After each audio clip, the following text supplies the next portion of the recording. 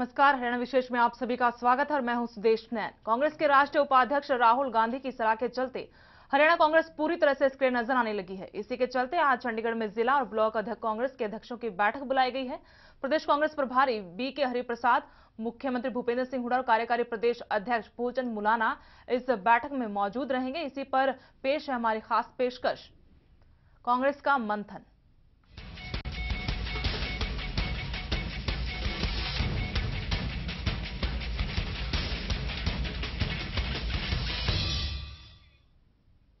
कांग्रेस के राष्ट्रीय उपाध्यक्ष राहुल गांधी की सलाह का प्रदेश कांग्रेस पर कुछ ज्यादा ही असर हो गया है।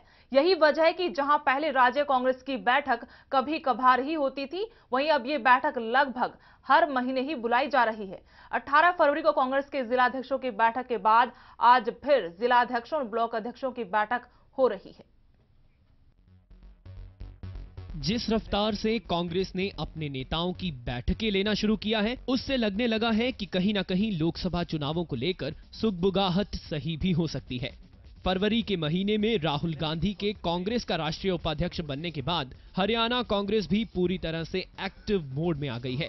कांग्रेस के जिलाध्यक्ष और ब्लॉक अध्यक्षों की एक शिकायत रहती थी कि उनकी बैठकें नहीं होती और वे अपने बड़े नेताओं से नहीं मिल पाते। उनकी इस शिकायत को राज्य कांग्रेस से पहले राहुल गांधी ने समझ लिया। 15 और 16 फरवरी को दिल्ली में कांग्रेस की एक अहम बैठक के दौरान पार्टी के राष्ट्रीय उपाध्यक्ष राहुल गांधी ने सभी राज्यों के कांग्रेस अध्यक्षों, मुख्यमंत्री और सीएलपी लीडरों को साफ किया था कि अब कांग्रेस में केवल उन्हीं को सम्मान मिलेगा जो काम करते हैं। नाकारा लोगों को किसी भी सूरत में पार्टी से कुछ नहीं मिलेगा। इस बैठक में राहुल गांधी ने अपने नेताओं को ये संदेश दे दिया कि वे अगले चुनाव के लिए कमर कस लें और खूब मेहनत करें। राहुल ने ये भी कहा था कि अक्सर ये शिकायत मिलती है कि कांग्रेस के बड़े नेता या मंत्री अपनी पार्टी के कार्यकर्ताओं से नहीं मिलते, ना ही उनकी समस्याएं सुनते हैं। इसीलिए आगे से इस बात का ध्यान रखा जाए कि कार्यकर्ताओं की अनदेखी ना हो। राहुल गांधी के इन आदेशों के बाद 18 फरवरी को हुई बैठक के दौरान फूलचंद मुलाना ने साफ किया था कि अब हर महीने जिला और ब्लॉक स्तर की बैठक होगी और राज्य स्तर की बैठक हर 3 महीने के बाद की जाएगी। इसी के चलते अब वीरवार को फिर हरियाणा कांग्रेस के जिला अध्यक्षों और ब्लॉक अध्यक्षों की बैठक हो रही है। बैठक में हरियाणा के मुख्यमंत्री भूपेंद्र सिंह हुड्डा और प्रदेश अध्यक्ष फूलचंद मौलाना मौजूद रहेंगे। बताया जा रहा है कि मुख्यमंत्री अपने नेताओं को पार्टी हाईकमान से मिले दिशा निर्देश दे सकते हैं। राहुल गांधी के कांग्रेस का उपाध्यक्ष बनने के बाद हरियाणा कांग्रेस भी एक्टिव मोड में आ गई है। जहां पहले पार्टी के जिला या ब्लॉक स्तर के नेताओं की बैठक कभी कभार ही होती थी, वहीं अब यह बैठक हर महीने बुलाई जा रही है। लेकिन पार्टी के सामने सबसे बड़ी चुनौती अपने बड़े नेताओं के मनमुटाव और उनके बीच विरोधाभास है, जिस पर जल्दी काबू पाना होगा। कैमरामैन सोनू के साथ आदित्य चौधरी, एवं तहलका, चंडीगढ़। और इस वक्त की बड़ी खबर आ रही जाट आरक्षण संघर्ष समिति से जुड़ी हुई, जहां पर एक समिति का गठन कर लिया गया। अखिल भारतीय जाट आरक्षण समिति की बैठक में फैसला लिया गया है और 11 सदस्यीय कमेटी का गठन हुआ है। कल ही सरकार की तरफ से उन्हें बातचीत का न्योता दिया गया था। इसके बाद समिति की तरफ से कहा गया था कि इसको लेकर 11 सदस्यीय कमेटी बनाई जाएगी, जो सरकार के प्रतिनिधिमंडल से इस मामले को लेकर बातचीत करेगी। और इस वक्त की बड़ी खबर हांसी के मयड़ गांव में जो जाट समुदाय के लोग आरक्षण की मांग को लेकर लगातार धरने पर बैठे हुए हैं, वहां से आ रही।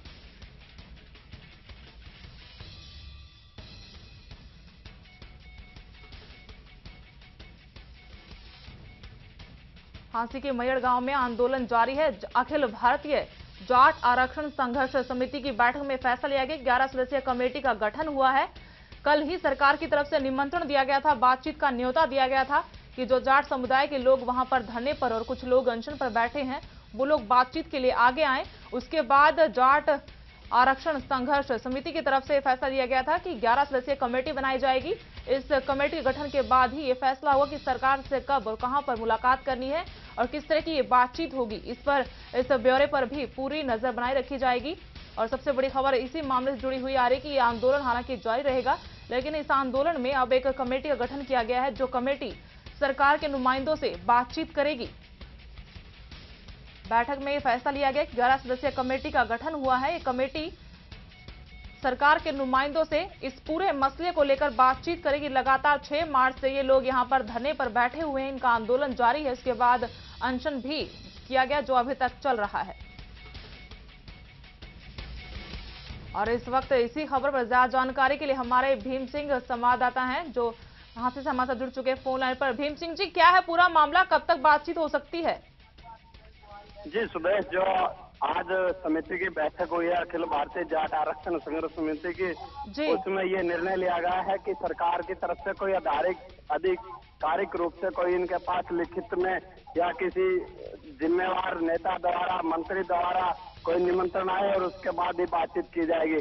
जो फोन ओवैसी और MS चोपड़ा का आया था, जो अखिल भारतीय संघर्ष समिति के राष्ट्रीय अध्यक्ष हैं यशपाल मलिक, तो उसको एक फॉर्मेलिटी बताया है। जो संघर्ष समिति के नेता है, इन्होंने इनका ये कहना है कि इस तरह से फोन कोई औचित्य नहीं बनता, फोन के माध्यम से जो बुलावा दिया गया है वो कोई महत्वपूर्ण नहीं है और उसकी कोई आधिकारिक कोई ऑथेंटिक भी नहीं है वो चीज कि उसको आधार मान के बातचीत को आगे बढ़ाया जाए। जो प्रदेश अध्यक्ष हैं धर्मपाल छोट हरियाणा के अखिल भारतीय जाट आरक्षण संघर्ष समिति, इनका ये कहना है कि अगर वहां जाने के बाद में किससे बातचीत करेंगे और उन्होंने मना कर दिया तो ये एक समाज की तौहीन होगी। तो पहले सरकार आधिकारिक रूप से, लिखित रूप से इनके पास निमंत्रण भेजे और उसके बाद आगामी बातचीत का जो निर्णय लिया जाएगा, कमेटी का गठन भी उसके बाद ही किया जाएगा। लेकिन भीम सिंह जी, ये कैसे एक तरह से यू टर्न ले लिया गया? क्योंकि कल ही ये खबर आई थी कि मन से भी ऐलान हुआ था कि सरकार की तरफ से न्योता दिया गया है, उसको स्वीकार कर लिया गया है। जाट समुदाय के नेता जो है वहां पर उन्होंने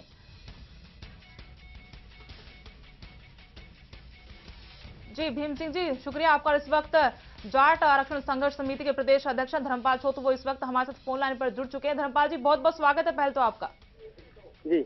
जी, अब अभी क्या रणनीति है? क्या आप चाहते हैं कि लिखित में सरकार आपको न्योता दे बातचीत के लिए?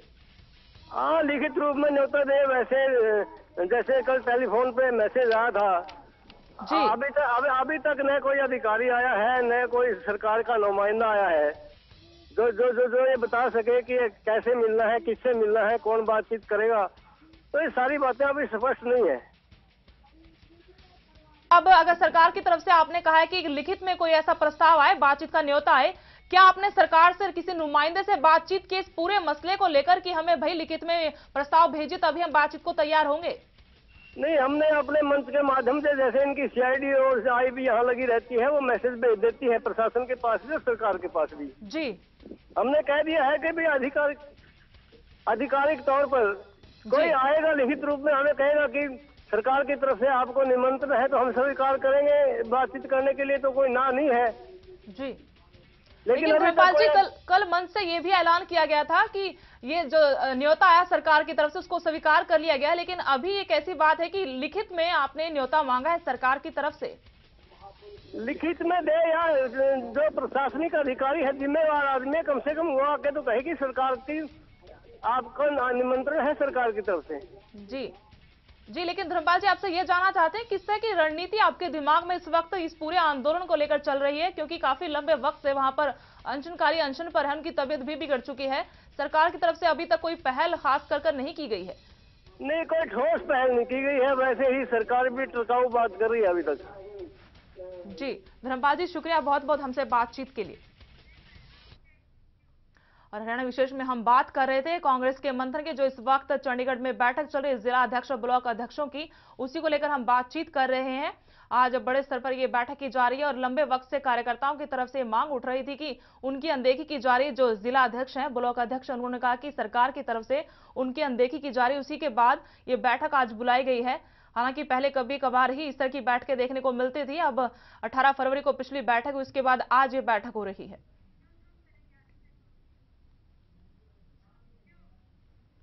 और इसी खबर पर ज्यादा जानकारी के लगातार हमारे साथ न्यूज रूम से बने हुए हमारे ब्यूरो चीफ आदित्य चौधरी। जी आदित्य, कांग्रेस का एक तरह से मंथन कहेंगे, विधानसभा चुनाव होने, लोकसभा चुनाव होने हैं, जो बैठक कितना रंग लाएगी? क्योंकि कांग्रेस को ये लगता है कि अब चुनाव जो है वो कभी भी हो सकते हैं और जिस तरह से जो सहयोगी दल हैं पार्टी के, वो लगातार दबाव बना रहे हैं यूपीए पर कि उनकी बातें मानी जाएं, तो कहीं ना कहीं ये लगता है कि चुनाव का बिगुल जो है वो बच सकता है। और अक्टूबर में काफ़ी ज़्यादा चर्चाएं इस बात की हैं कि अक्टूबर में चुनाव हो सकते हैं और यही वजह है कि कांग्रेस एक्टिव मोड पर है। राहुल गांधी जब से उपाध्यक्ष बने हैं पार्टी के, उन्होंने लगातार अपने नेताओं को यह कहा है कि वो कार्यकर्ताओं के संपर्क में रहें, वोटरों के संपर्क में रहें, और जो जिला या ब्लॉक स्तर के नेता हैं जो असली में आम लोगों से हर रोज मिलते हैं, उनके संपर्क में रहें। तो उसका पूरा असर देखने को मिला है।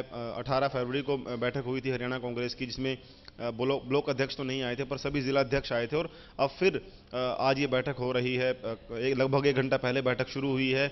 माना जा रहा है कि 1 घंटा लगभग और चल सकती है। इसमें हालांकि मुख्यमंत्री को भी मौजूद रहना था पर वो नहीं आ पाए क्योंकि वो सोनीपत में है। राष्ट्रपति आज सोनीपत में है, जिंदल जो यूनिवर्सिटी है उसमें, वहां पर मौजूद हैं वो।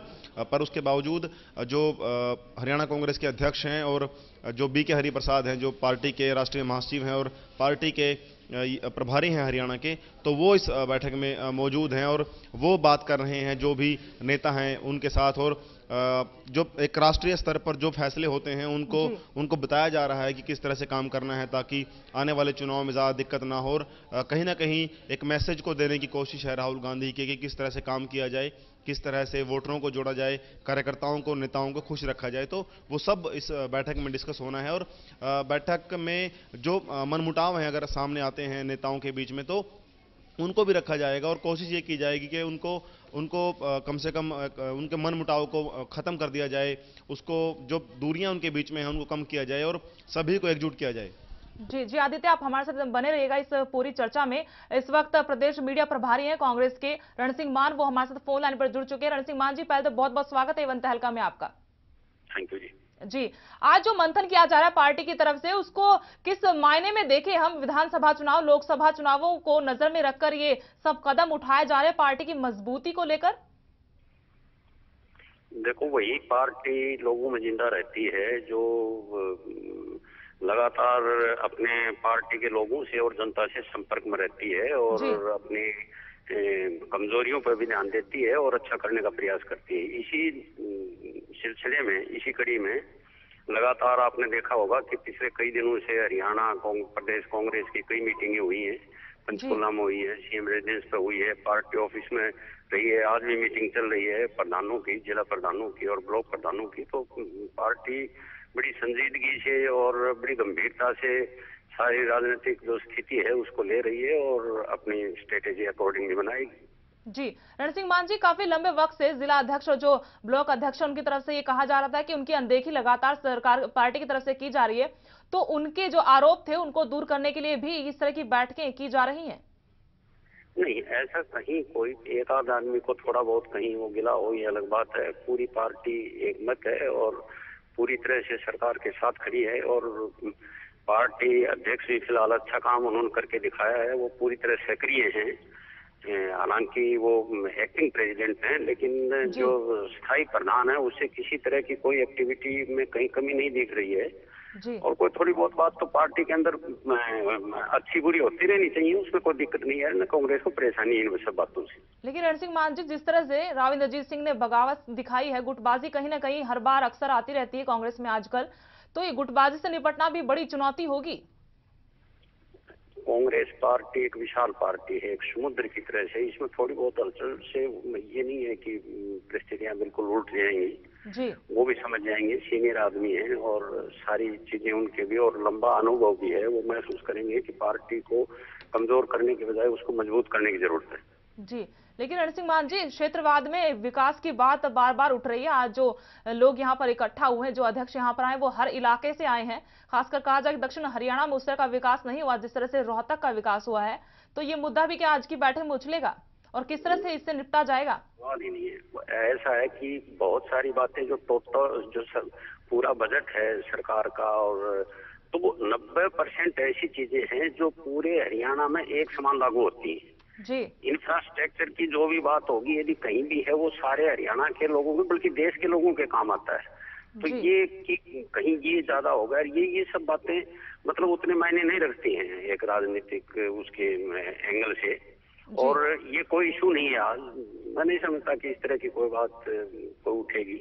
जी जी, रण सिंह मान जी, आपसे चाहते हैं एक आखिरी सवाल ये पूछना चाहते हैं कि किस तरह के दूसरे मुद्दों पर आज पार्टी मंथन कर सकती है? पार्टी मैंने बता दिया कि जो वर्तमान राजनीतिक परिस्थितियां हैं उस पे और किस तरह की कौन कौन से उसके सामने चैलेंजेस हैं वो सारी बात डिस्कस होंगी और पार्टी को क्या करना है जी। और जब से राहुल गांधी जी ने बागडोर संभाली है, उन्होंने अपना दिशा निर्देश दिए हैं, उसके मुताबिक पार्टी को कैसे चलना है, इन सब बातों पर चर्चा होगी और फैसले लिए जाएंगे। जी, रण सिंह मान जी, हमसे बातचीत के लिए आपका बहुत बहुत शुक्रिया।